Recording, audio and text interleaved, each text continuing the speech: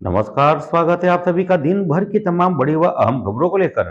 मैं हाजिर हूं रवि चौधरी और आप देख रहे हैं न्यूज टुडे एमपी खबर आज की। तो चलिए शुरुआत करते हैं मध्य प्रदेश की वह बड़ी खबरें जिनसे आपका है सीधा सरोकार। खबरों का शिक्षर यानी 6 प्रमुख खबरों से। इधर बालिका की मौत को लेकर मानव अधिकार पहले ही बागेश्वर धाम की गतिविधियों पर सख्त नजर आ रहा है, तो धीरेन्द्र शास्त्री अपने भाई के कारनामों को लेकर भी खूब सुर्खियां बटोर रहे हैं। अब सालिग्राम का सोशल मीडिया पर एक नया वीडियो वायरल हुआ है जिसमें वह तमंचे से फायर करते नजर आ रहे हैं। वीडियो वायरल होने के बाद पुलिस ने मामला दर्ज कर लिया था। हालांकि इस घटना पर धीरेन्द्र शास्त्री ने अपने भाई की करतूत को उनसे जोड़कर नहीं देखने की बात कही है। वहीं उन्होंने कहा कि उनका लक्ष्य हिंदुत्व व सनातनी प्रेम है। इस मामले में अब भीम आर्मी के संस्थापक चंद्रशेखर आजाद भी कूद पड़े हैं। रावण ने मध्य प्रदेश पुलिस को चेतावनी देते हुए कहा है कि अगर 48 घंटे के अंदर दलित उत्पीड़न के आरोपी की गिरफ्तारी नहीं हुई तो अगले कदम का ऐलान करेंगे।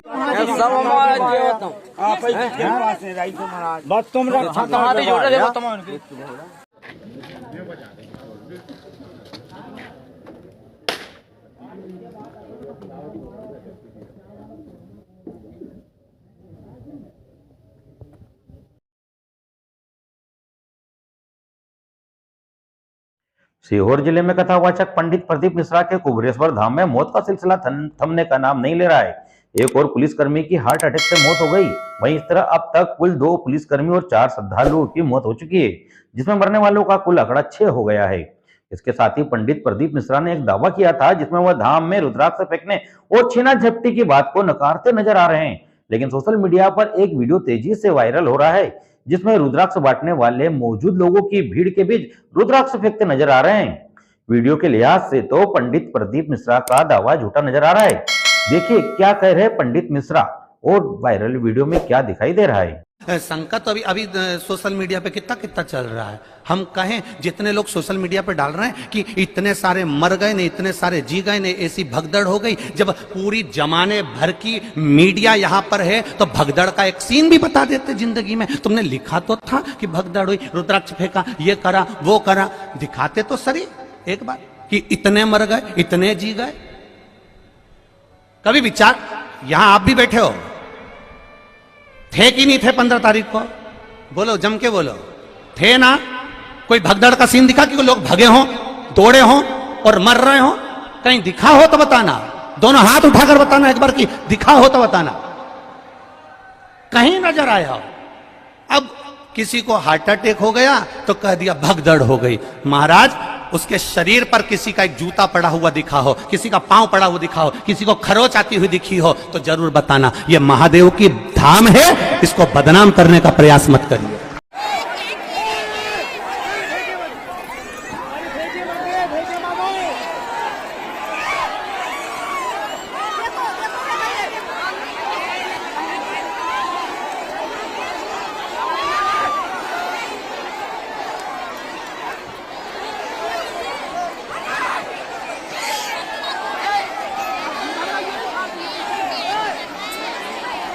कवि और लेखक कुमार विश्वास उज्जैन में राम कथा के प्रेरक प्रसंग सुनाने पहुंचे थे। मंगलवार को उन्होंने राम कथा के प्रसंग सुनाने के दौरान आरएसएस पर निशाना साधा और संघ को अनपढ़ कहा, वहीं वामपंथी विचारधारा वालों को कुपढ़। जिस वक्त कुमार विश्वास ने संघ के बारे में ये कहा उस दौरान मंच पर उच्च शिक्षा मंत्री मोहन यादव व सांसद अनिल फिरोजिया भी मौजूद थे। कुमार विश्वास का बयान सोशल मीडिया पर तेजी से वायरल हो रहा है और वह जमकर ट्रोल भी हो रहे हैं। वहीं कुमार विश्वास के बयान पर अब बीजेपी नेताओं की प्रतिक्रियाएं सामने आ रही है। प्रदेश के प्रवक्ता राजपाल सिंह सिसोदिया ने अपने ट्विटर पर कुमार विश्वास को आड़े हाथों लेते हुए कहा कि उज्जैन में कथा करने आए हो, कथा करो, प्रमाण पत्र मत बांटो। कार्यक्रम में हजारों की संख्या में लोग मौजूद थे। देखिए हंगामा क्यों है बरपा। आज से 4-5 साल पहले एक दिन बजट आने वाला था। मैं अपने घर में स्टूडियो पे खड़ा था, कुछ रिकॉर्डिंग कर रहा था। एक बच्चे ने मोबाइल ऑन कर दिया। वो बच्चा हमारे साथ काम करता है, संघ में काम करता है, राष्ट्रीय स्वयंसेवक संघ में। तो मुझसे बोला कि भैया बजट आ रहा है, कैसा आना चाहिए। मैंने कहा तुमने तो राम राज्य की सरकार बनाई है, तो राम राज्य का बजट आना चाहिए। तो बोला राम राज्य में कहां बजट होता था। तो मैंने कहा समस्या तुम्हारी यही है कि वामपंथी तो कुपड़ है और तुम अनपढ़ हो। इस देश में दो ही लोगों का झगड़ा चल रहा है, एक वामपंथी है, वो कुपड़ है, उन्होंने पढ़ा सब है लेकिन गलत पढ़ा है, और एक ये वाले हैं, इन्होंने पढ़ा ही नहीं है, ये सिर्फ बोलते हैं हमारे वेदों में देखे नहीं है कैसे हैं। भगवान ने कहा भरत से, बेटा टैक्स कैसा ले रहे हो, पैसा वैसा ठीक आ रहा है राज्य के पास? भरत ने कहा हाँ भैया जैसे टैक्स लेते हैं। बोले नहीं, हम सूर्यवंशी हैं, हमको टैक्स ऐसे लेना चाहिए जैसे सूरज लेता है। भरत ने पूछा भैया सूरज कैसे टैक्स लेता है? अब देखिए टैक्सेशन, ये यहाँ के वित्त मंत्री भी सुने और निर्मल मन के साथ निर्मला जी भी सुने, इससे फायदा होगा देश का और उनका स्वयं का। ये जो डॉक्टर कुमार विश्वास है ना, ये इसी प्रकार के अल्पज्ञानी महाज्ञानी श्रेणी में आते हैं। ये श्री राम कथा करने आए हैं उज्जैन में, पर ये श्री राम कथा छोड़ के बाकी सब काम करेंगे या उज्जैन की धरती पे? ये प्रमाण पत्र बांट रहे। अरे भाई आपके प्रमाण पत्र की किसी की आवश्यकता नहीं है, आप अपना प्रमाण पत्र अपने पास रखो। आप उज्जैन में आए हैं, उज्जैन के हिसाब से मर्यादित आचरण करिए, मर्यादा में राम कथा करिए। कांग्रेस की डेलीगेट लिस्ट को लेकर बवाल शुरू हो गया है। बड़े नेताओं के करीबी नेता कहीं पद पर काबिज है, जबकि एक नेता एक पद के फार्मूले की बात कही जा रही थी जिस पर अमल होता दिखाई नहीं दे रहा है। बढ़ते विवाद को लेकर एमपी कांग्रेस बैकफुट पर आ गई है। अब उसी को लेकर महाभारत छिड़ती नजर आ रही है। लक्ष्मण सिंह ने जेएस के प्रमुख नेता डॉक्टर हीरालाल अलावा को आदिवासी नेतृत्व के चलते रायपुर अधिवेशन में बुलाने की वकालत की है, जिस पर प्रदेश के गृह मंत्री नरोत्तम मिश्रा ने कटाक्ष किया है। गृह मंत्री ने हीरालाल अलावा के बहाने कांग्रेस के आदिवासी प्रेम पर भी उंगली उठाई है। इधर कांग्रेस के पूर्व मंत्री व विधायक कमलेश्वर पटेल ने 27% आरक्षण को लेकर पिछड़ा वर्ग विरोधी बताते हुए भाजपा को घेरा है। पटेल ने कहा कि सरकार ने इस बारे में विधि सम्मत कार्रवाई की होती और न्यायालय के सामने सभी साक्ष्य रखे होते तो न्यायालय यह फैसला नहीं देता कि चयनित अभ्यर्थियों की सूची 27% ओबीसी आरक्षण की जगह 14% ओबीसी आरक्षण के साथ निकाली जाए। देखिए क्या कह रहे हैं गृह मंत्री और कांग्रेस विधायक कमलेश्वर पटेल। डेलीगेट की सूची देखी कांग्रेस की, ऐसा लग रहा है जैसे फैमिली गेट हो। आदरणीय दिग्विजय सिंह जी, जबरदस्त सिंह जी, आदरणीय कमलनाथ जी, नकुलनाथ जी, आदरणीय कांतिलाल जी भूरिया जी, विक्रांत भूरिया जी, इनको कांग्रेस से ज्यादा परिवारों की चिंता है कि परिवार के उत्तराधिकारी कैसे आगे बढ़ जाए। वास्तव में हद करती है कांग्रेस। एक ही परिवार के तीन लोग और तीनों का चलावा। वो आदिवासी नेता हीरालाल अलावा, उसके साथ कर दिया छलावा। अब कांग्रेस ने एक बार फिर साबित कर दिया है कि आदिवासी उनके लिए वोट बैंक से ज्यादा कुछ भी नहीं है। ये स्पष्ट हो गया जमुना देवी जी के बाद में, भूरिया जी के बाद में, बलबीर सिंह जी के बाद में।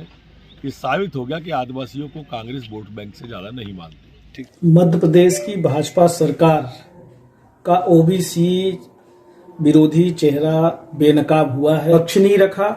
2 फरवरी को, एक तो 2 जनवरी को निर्णय आया, दूसरा 18 फरवरी को और तीसरा 20 फरवरी को निर्णय आया है, जो पूरी तरह से नियम संगत नहीं है और इसके लिए पूरी तरह से भारतीय जनता पार्टी की मध्य प्रदेश की सरकार जिम्मेदार है। और ये स्थिति नहीं बनती, हाई कोर्ट ने, माननीय न्यायालय ने सुप्रीम कोर्ट की तरफ डाइवर्ट कर दिया है और 13% बढ़ा हुआ आरक्षण होल्ड करने का जो निर्देश पारित किया है, इसका हम विरोध करते हैं।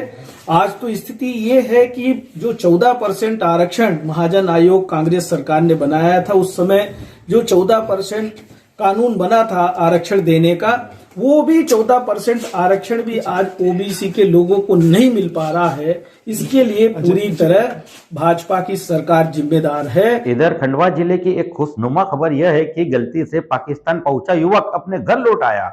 युवक गलती से 5 साल पहले पाकिस्तान पहुंच गया था, जहां पाक पुलिस ने उसे जासूसी के आरोप में पकड़ा और इंटेलिजेंस को सौंप दिया। पाकिस्तान की मीडिया ने उसे जासूस करार दे दिया। फिर क्या था, वहां की सरकार ने जासूस साबित करने के लिए साक्ष्य जुटाना शुरू कर दिए। आखिरकार पाक सरकार ने जासूसी के संदेह में गिरफ्तार राजू पर अवैधानिक तरीके से बॉर्डर पार करने का मुकदमा चलाया। वहां कोर्ट ने उसे सजा सुनाई। करीब 3.5 साल तक जेल में रहने के बाद सरकार व परिजनों के अथक प्रयास के बाद वह अपने घर लौट आया और जिला प्रशासन ने उसे परिजनों के सुपुर्द कर दिया। देखिए यह खबर।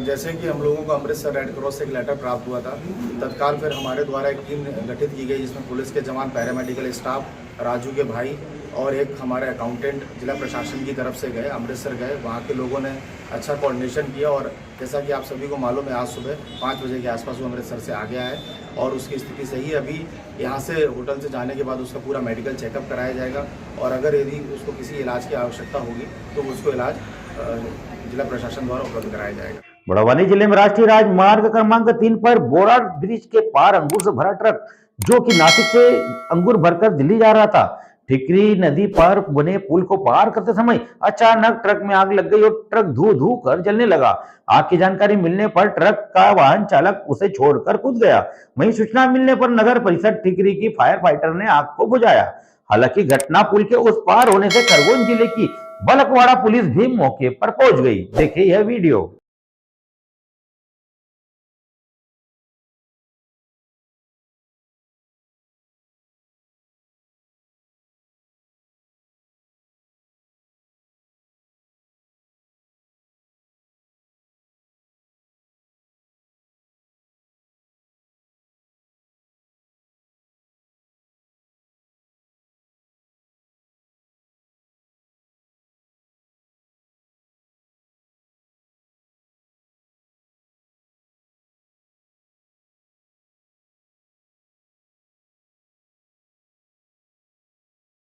तो दोस्तों, मध्य प्रदेश की राजधानी भोपाल व आपके आसपास के क्षेत्र की खबरें हमारे खबरों के शिक्षक बुलेटिन में कैसे लगी, अपनी राय कमेंट्स बॉक्स में जरूर लिखें। साथ ही अगर अभी तक आपने चैनल को सब्सक्राइब नहीं किया है तो अभी करें। साथ ही लाइक व शेयर करना ना भूलें।